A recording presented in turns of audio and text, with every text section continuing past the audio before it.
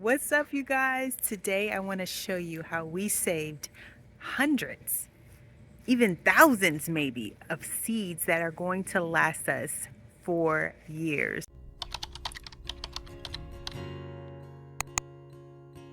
My name is Taquisha. This is Our Freedom Song, and I am so happy that you are here.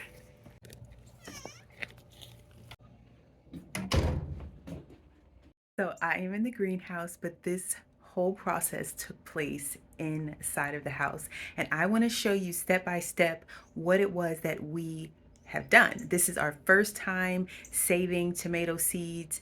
It's a whole process, but don't be intimidated if you've never saved tomato seeds. I will tell you that it is not as hard as it feels like it is. You can definitely do this. I feel like if I can do this, anybody can do it. And I was just pleasantly surprised at how simple and straightforward this process was. Shared in a previous video how we used the flesh of our tomatoes. And so this wasn't, we took the seeds out and then the tomatoes were done. We actually used the whole tomato, and then we were able to save the seeds from all of those tomatoes. And so I was so proud about that and very happy to not waste any of it.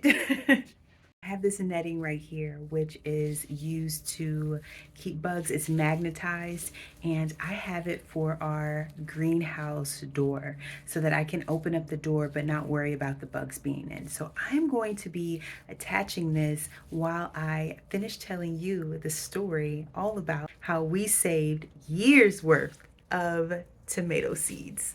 If you are interested in saving seeds and the whole saving seeds method, specifically for tomatoes, I've actually created a free resource for you that I'm going to share with you at the end of this video. So definitely stay tuned.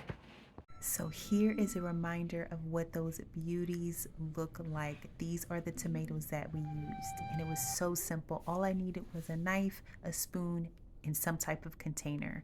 I simply cut off the top of the tomato, and in doing so you will see that that exposes the different cavities of the tomato. Cutting it this way makes retrieving all of those seeds from each of those cavities very, very simple and straightforward. I'm just taking my spoon and scooping into each of those cavities and pulling out the seeds. Along with the seeds, the gel is coming out, as well as little pieces of flesh, and that is okay. Some other methods to get the seeds out: you could use your finger. You could totally stick your finger in each of those cavities and just dig out the seeds, or you could also just squeeze the tomato and get the seeds out that way as well. I also made sure to scoop out the seeds off our little lid as well. It's so crazy how many seeds is just right here. It's probably about 10, at least I would guess 10 or 20 seeds just in that little part. And so I'm really anticipating having so many seeds. Okay, so what you see here is we are just working together, and we are talking about the process of saving seeds. And I just love this. Like, something like this is just such a great thing to do together as a family, because it's not so specific where anybody has to have expertise to squeeze seeds out. And so we were just able to, as you can see, I don't even know if anybody, I think every method that I spoke of, we're doing. I think I might be using a spoon, somebody's squeezing, somebody's using their finger. And so we are just getting it done. And as you can see, we are saving all of our tomatoes, which I did share in a previous video, that we just roasted those up and was able to make several different dishes using those tomatoes. And so we did not waste a bit of it. So this is the amount of seed juice that we got from 65 Cherokee purple tomatoes.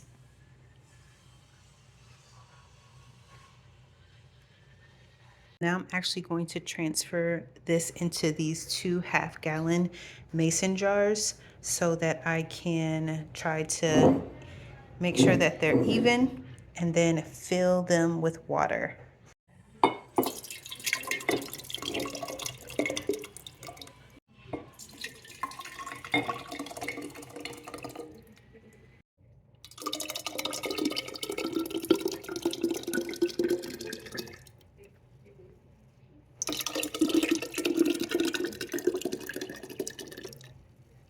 Okay, so that is just about 4 cups on each of these. Make sure that the water fully covers our seed mixture. I'm going to fill this up to the 5-cup mark.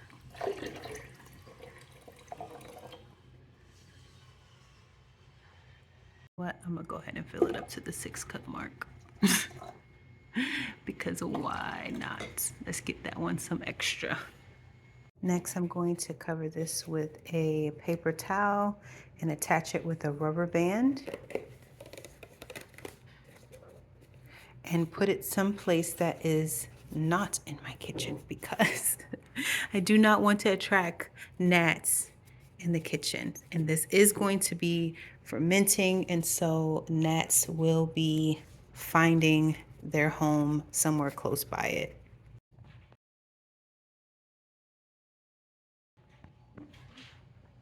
So the recommendation is up to 5 days for your seeds, because what happens is you want this to start to ferment. And what that does is it breaks down that gel that's on the outside of the seeds.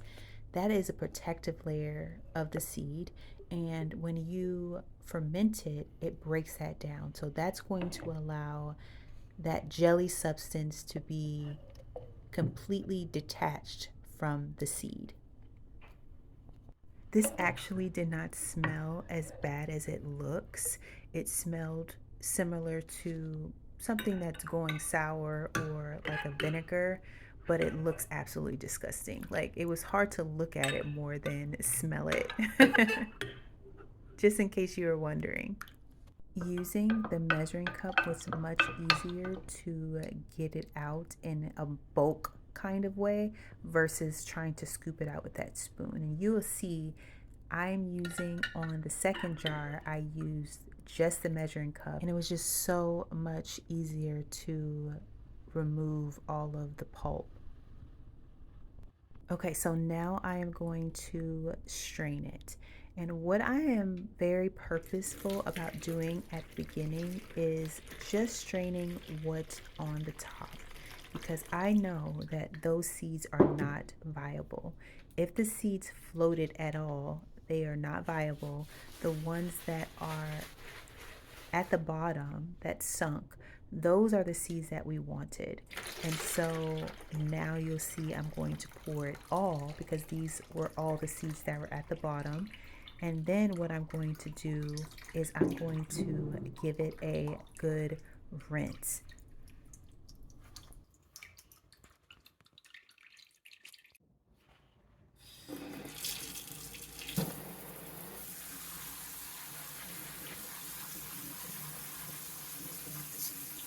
This part was actually like super satisfying, to just see all of that pulp rinse off of those seeds. It kind of looks like couscous or a quinoa, which I thought was very interesting.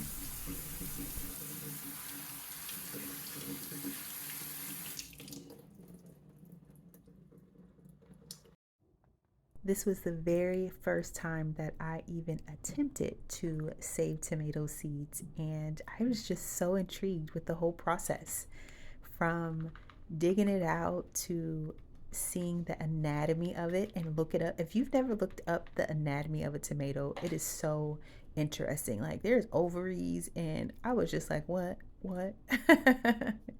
What I'm doing right here is I just have a cookie sheet underneath this paper towel, and I'm just going to spread it out as good as I can. The only thing I would do differently at this point is use parchment paper, because some of the seeds did end up sticking to the paper towel. But had I used parchment paper, it would have been a non-stick surface. And so I'm just taking up some of that moisture as much as I can so that it can help with the drying process. I would absolutely love to know any tips or tricks that you have that you want to share down in the comment section, for all of those newbies out there, including myself, who are just now experiencing the whole process of saving seeds, and specifically for us, saving these tomato seeds. Like, do you have any tried and true methods that you use? Do you find that there's a difference between fermenting for 2 days versus fermenting to, like, say 5 days? I know that you don't want to allow your seeds to soak for too long because you don't want to break down the actual cell wall of the seed. After getting the seeds all spread out on those cookie sheets, I just put them on the top shelf inside of our kitchen so they were out of direct sunlight. So before I show you what those seeds look like all dried, I wanted to bring you back into the greenhouse so that you could see how I was installing the screen that is going to go in the inside of our doorway. I did purchase this magnetic screen from Amazon. The install was very simple and straightforward. It's one of those peel and stick Velcro type stickers, just very simple to install. My only concern is if it's really going to hold up with this glue that's on the other side of the Velcro, just because it gets extremely hot inside of the greenhouse. Last year, I purchased something that was similar for the hoop house, and it did not last very long. It was also a peel and stick, and it just didn't hold up through the heat and the weather and all the things. And so this is definitely a test to see what can stand up to our greenhouse temperatures. But my first impression is definitely good. I love the way it snaps back really quick. I appreciate that. And so far, I love the look of it. And so I am hoping for the best. I love how you can kind of see that it's there, but not really. And so it doesn't take away from the look and the aesthetic of our greenhouse.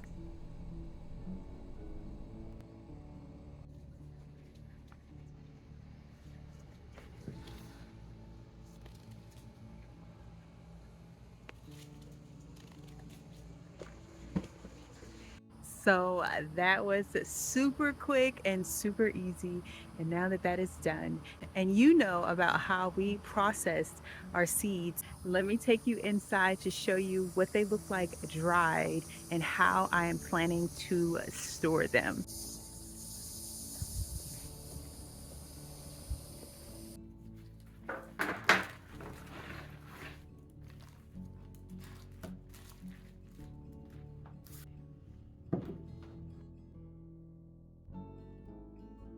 This is what our seeds are looking like, nice and dry. I left them drying for 2 days, and so they have no moisture left. Super simple to save. You just need to use something that you can protect your seeds inside of. You can use a glass jar like this, or you can use a little zipper bag like this, or they actually have bags that you can buy online or at a store that are specifically for seeds, and so they're really small. Those are also great. I don't have any of those right now, so I'm actually going to save some in a jar because I want to see if there's any difference in the ones that I save in a jar and in a bag, since we are just in the process of learning all the things and being able to experiment with things. I really want to see if there's a difference, and so this is the perfect time to do it. So I would love to hear all of your tried and trues. Like, are there certain seeds that you find that are easier to save than others? Are there certain varieties of tomatoes that you feel like you get a higher germination rate versus some other varieties? Definitely let us all know down in the comment section. I just love the comment section. So much value and richness can be found there. I also wanted to know, like, is there a maximum for how much seed you save altogether? Because this seems like a lot. That, my friend, is how we have saved thousands. maybe hundreds. Am I exaggerating? At these thousands of tomato plants. That is how we have years worth of tomato seeds that are now saved. And I'm so excited about it. And that was so straightforward and simple, a very simple process. And so now that I've done it, I can just continue to do it without feeling overwhelmed or can I do this? I have gained some type of expertise by just doing it once. And so that is always a good thing. Absolutely love to hear what methods you use to save your seeds. Is it something like what we've done here? And how do you store your seeds? Do you prefer glass? Do you prefer plastic? How do you store your seeds for that they will stay nice and stable for years? And so definitely leave me a comment below and let me know what your thoughts are about this whole thing. So for those of you who have stuck around to the end, yes, just as promised, I have, if you need, it all written down for you. And so we have created a PDF and it's totally free for you to be able to save it for yourself, to be able to go back to it if you need to reference the whole process of saving seeds. It is yours for free. And so I will leave the link down in the description box and all you have to do is click it and join our newsletter and you'll be able to download that. I hope that you love that free resource and that you will enjoy it. So thank you guys so much for joining me today. I appreciate each and every one of you. I'll talk to you guys next time.